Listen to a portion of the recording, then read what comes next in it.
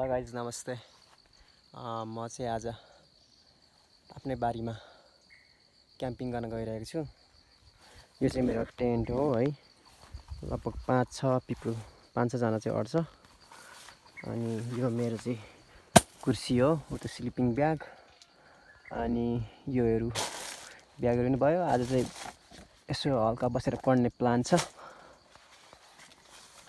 अनि हेर्नुहोस् मेरो टेन्ट कस्तो छ।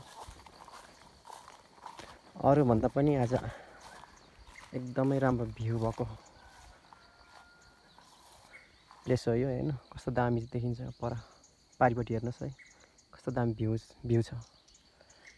त्यहाँ पर चाहिँ देखिरहेछ भोजपुर बजार है। राम्रोसँग देखेको छैन तर दामी छ। भोजपुर बजार टपमा छ है, भोजपुर डिस्ट्रिक्ट। त्यो चाहिँ एयरपोर्ट हो है, भोजपुर एयरपोर्ट माथि भोजपुर बजार। अनि अपोजिट साइडमा चाहिँ हाम्रो बारी, मेरो घर यहाँ पारि छ। मेरो घर चाहिँ, तर आज म आफ्नै बारीको एरियामा आएको छु है। यो अल मेरो बारी हो, सबै बाँझै छ, काम गर्ने मान्छे नभएर। अनि त्यहाँ बाख्रा छ है, बाख्रा फार्म। अनि आज म यहाँ इन्जोय गर्छु दसैँको भोलिपल्ट।